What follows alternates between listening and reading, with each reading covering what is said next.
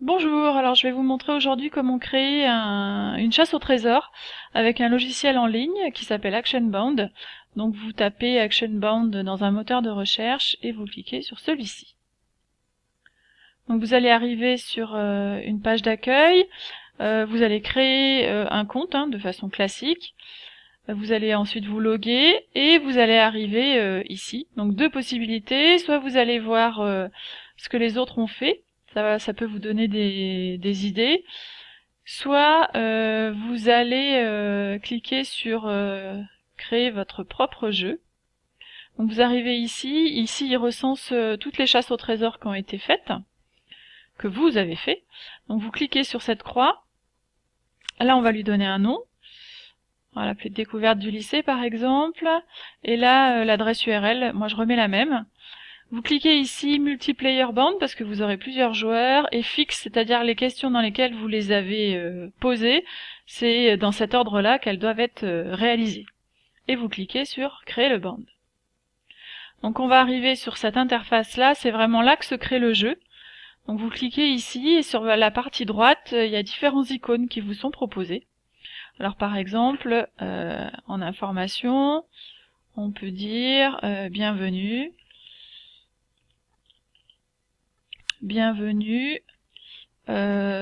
cette chasse au trésor va vous permettre de découvrir le lycée. Alors vous pouvez rajouter en cliquant ici des images.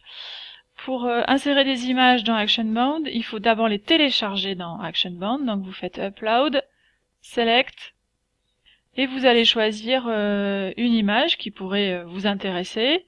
Vous faites Ouvrir. Elle va apparaître dans l'interface. Vous faites Upload. Donc il la télécharge. Là il demande des droits, s'il y a des droits, des copyrights. Si vous ne savez pas, vous marquez non spécifié et vous faites Save.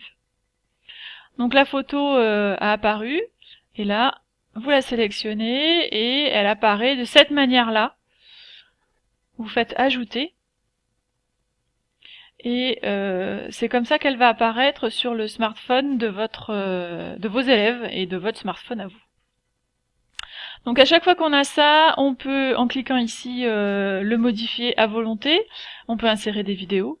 On peut insérer de la musique, on peut insérer un lien vers un autre site, par exemple, si on veut qu'ils aillent chercher une question en naviguant sur un autre site.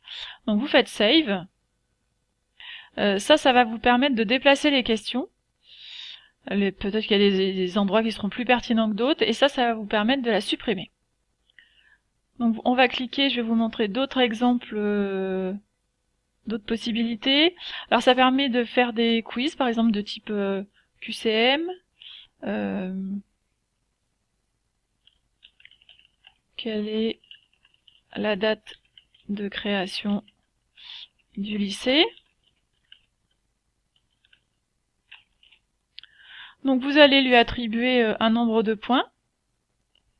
On va lui mettre 50 points. Ensuite, on va faire le type de question. Donc soit vous mettez une réponse, il aura une réponse libre entre guillemets, il faudra qu'il tape l'année par exemple de création, soit vous allez proposer des choix. Donc pour proposer des choix, on va proposer par exemple 1940. Si c'est la bonne réponse, vous la laissez cocher ici. On va lui proposer 1945.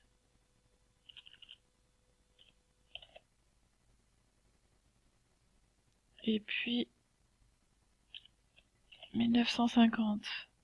Alors moi, la bonne réponse, je vais mettre 1940. Voilà.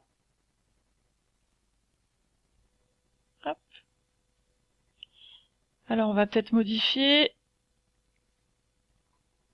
On va aller mettre une image par exemple. Voilà, celle-là pourrait être intéressante. Hop.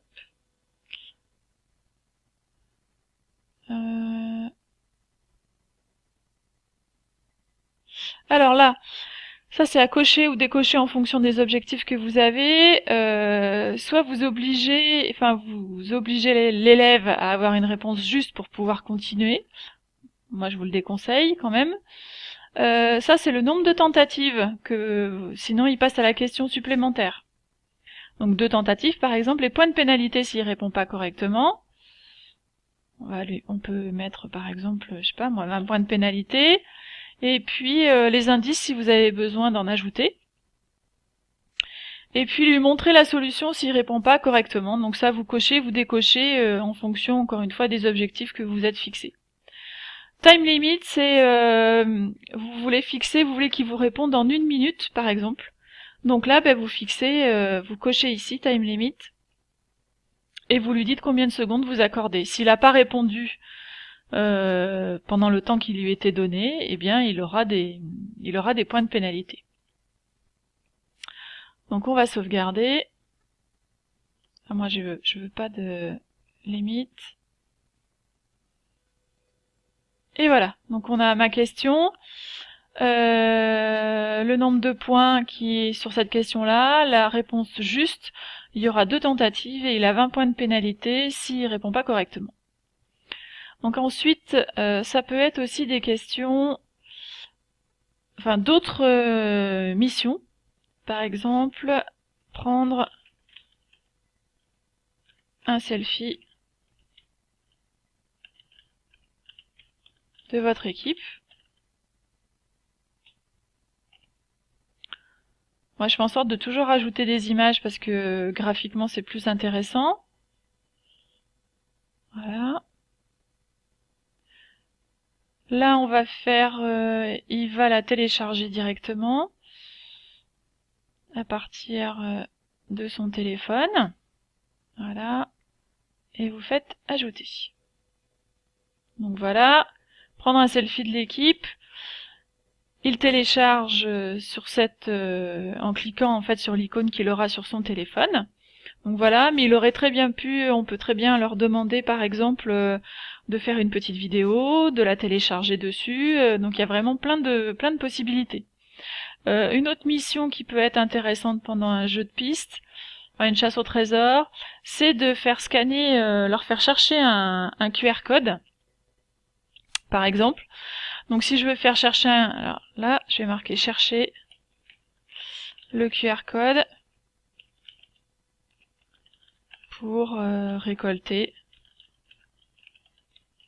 des points en plus. Voilà.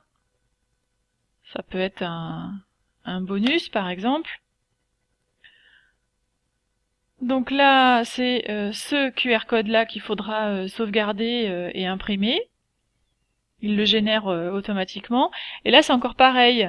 Est-ce que les joueurs doivent automatiquement scanner le QR code pour pouvoir continuer? Est-ce qu'ils peuvent éventuellement passer à la question suivante sans avoir scanné? Ça, c'est à vous de décider. On l'ajoute. Donc voilà, ma question est là. On a le QR code qu'il faudra imprimer. Alors ça peut être aussi d'autres possibilités, c'est de trouver un point GPS. Alors ça c'est tout à fait possible. Par exemple, retrouver le lieu suivant. Vous cherchez les coordonnées GPS sur Google Maps par exemple. Et vous allez les mettre ici, les sélectionner ici, et vous ferez ajouter. Alors le problème de ça, c'est que ça vous oblige en fait à travailler en connexion, donc à consommer des datas, sachant que les élèves ont des fois des forfaits limités, donc si vous faites pas ça, vous pouvez travailler hors connexion en fait pendant tout le jeu, ce qui est quand même un élément important. Donc pour l'instant, on peut rester comme ça.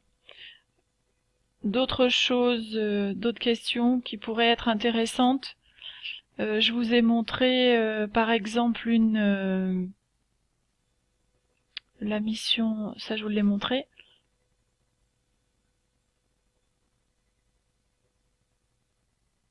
Non, c'est bon, on a fait le tour de tout ce qui était possible.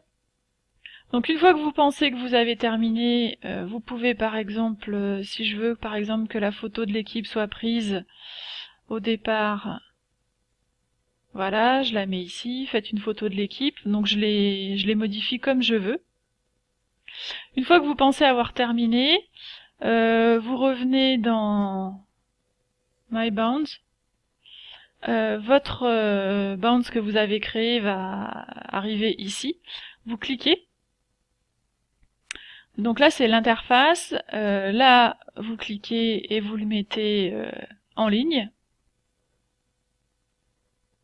Voilà. Ici, ça c'est le QR code si vous voulez, et ça peut être intéressant de le récupérer. Moi je le récupère à chaque fois. Donc vous récupérez le QR code et c'est ce QR code là qui va vous permettre de le tester sur votre téléphone à vous, pour voir ce qui est bien passé ou pas. Et vous cliquez ici. Il va télécharger le jeu avec le type d'application qu'il faudra télécharger sur votre téléphone. Donc c'est une application qui est disponible sur l'Apple Store et sur Google Play. C'est une application qui fait 4,94 mégaoctets, donc c'est vraiment très très faible. Voilà, il y a aucun problème de téléchargement, c'est vraiment pas lourd, hein.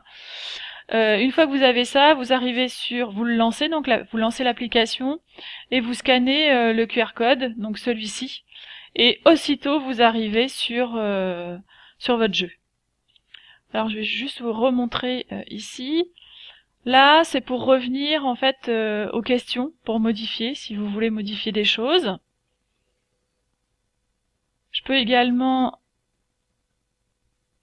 revenir là, faire Setting, et puis choisir de rajouter une image. Admettons celle-là. Voilà.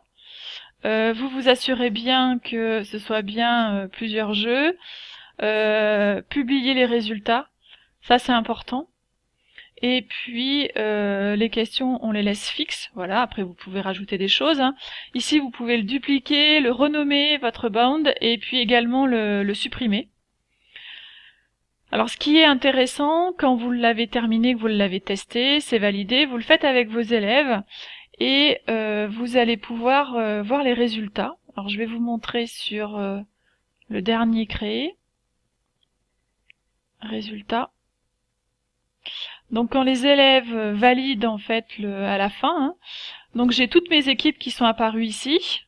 Alors, ils s'étaient donné des noms, j'ai le nombre de minutes qu'ils ont eu besoin pour le réaliser. Alors là, il y a 21h, 23h, c'est quand on avait testé l'application la veille et certains n'avaient pas éteint le téléphone portable, n'avaient pas fermé l'application. J'ai le nombre de points qui a été récupéré et également ce détail ici. Ça nous donne toutes les réponses que les élèves ont fait, ainsi que les photos. Et ça peut être important pour la restitution, parce qu'on fait le débrief en fait ensemble, et récupérer les photos pour les insérer dans un wiki par exemple. Donc on a toutes les photos ici, et on n'a plus de problème j'ai perdu la clé, je sais pas comment les mettre, mon téléphone n'est pas compatible, etc.